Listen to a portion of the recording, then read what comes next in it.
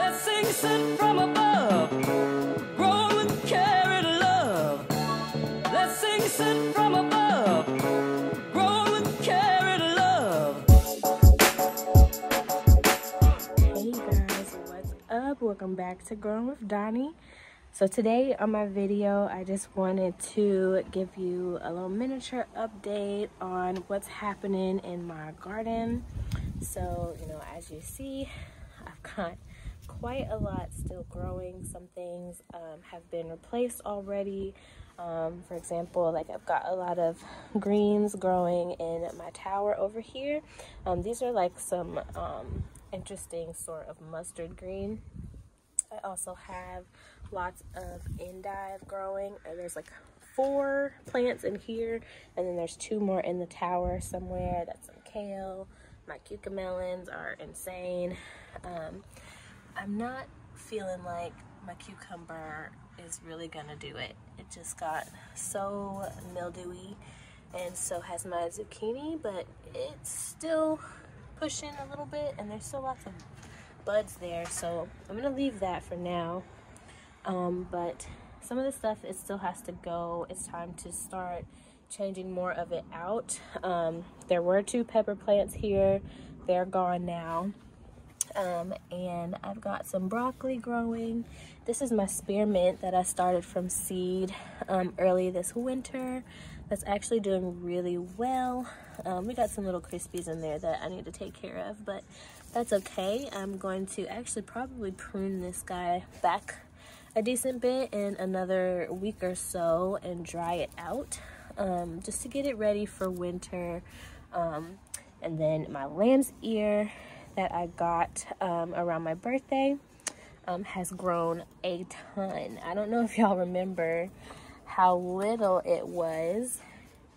If I have a picture or like a snippet of that video, I will insert it so that you can see it. But this girl's big. This pot is heavy. So it's grown really, really well, and as you guys might remember, it's a perennial, so it will just keep going. It'll slow down or die back a little bit. I'm not sure which one actually for the winter, and then it'll bust back out in the spring and summer. And as you can see, like I promised you guys, it does flower, this cute little purple flower, which will hopefully continue to bring some pollinator friends next year as this gets a little bit bigger. And it looks like it's trying to bush out a little bit, which I love. So anyway, love lamb's ear. I just love feeling it. They're so soft, these leaves. So anyway, I've got some cabbage down there. I gotta figure out what else I want to put in this planter, if anything. Same as this one. Those 2 squash are gonna go. They're just not growing fast enough, and as you guys saw in my AeroGarden video, I did plant some squash and cucumbers, which is good because that one's not doing so well in my AeroGarden. So we'll see how those go over there. I might take that celosia out. I don't know. It's doing fine for the most part, so maybe not. Basil, I might harvest a little bit more of that, but I need to figure out what I'm going to put here, what's going to replace these things. I don't think I'm going to put peas here like I originally wanted to, because there's such an issue with this powdery mildew, and since they are pretty susceptible to powdery mildew as well, I don't want them getting off to a bad start. So I might skip peas this fall and maybe plant like carrots or more greens of some sort over there. So we'll see. Okay, y'all, so I'm out here doing my cleanup, and this is the cucamelon, right? And it got really infested with powdery mildew, It's been climbing all over the place. Like, I've done my best to like keep adding to this trellis, but then it started to like fall over. I had no idea they were gonna get this big, and that's my fault. That's my fault. I should have looked it up. I got this plant for free. There were 2 of them that I got for free from my little neighborhood Facebook group. And I was really trying to leave them in because they're just flowering so crazy right now. Like, there's so many on here. I have another fruit forming, right? And I was able to harvest one and taste it. I do really like the taste. It, to me, I don't know why it has the nickname of a Mexican sour gherkin. It's not sour at all. It just tastes like a cucumber, except they're bite-sized. But they're really, really fresh and really yummy. So anyway, long story short, I really wanted to keep this in so that I can enjoy more fruit.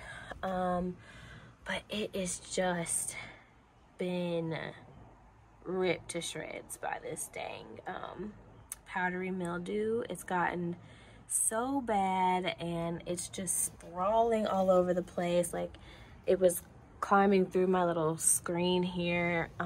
So I think I'm just gonna take it out. That one fruit that I got to taste, I saved some seeds from it, and I think I'm going to just let it go for this year. I'll probably buy some supplemental seeds just in case, because I'm not super confident in my seed saving that I did for this particular thing. So yeah, I think I'm just gonna go ahead and take this out.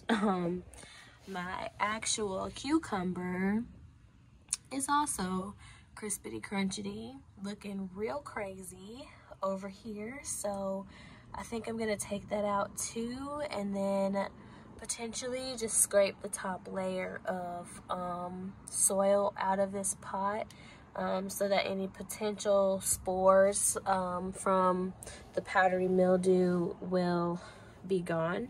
And yeah, I'll just go from there. Hopefully next year I won't have such a hard time.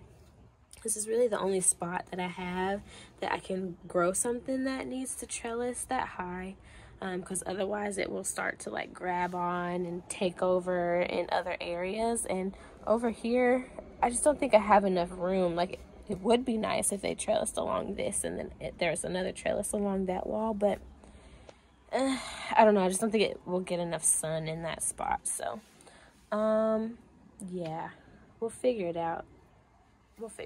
So anyway, I think I'm gonna take this out, and I'm sad about it. I'm definitely sad about it, because I wanted to enjoy more of that fruit. But you know, sometimes you just gotta let it go. So I'm gonna try and keep this guy around. I'm gonna prune it one more time, those like 3 or 4 leaves, spray it real good, and see how it fares in the next few days, and we'll go from there. All right, my main mission today is tearing out this last tomato plant, pruning my lovage, figuring that guy out, and then I have 2 plants from my nursery visit yesterday.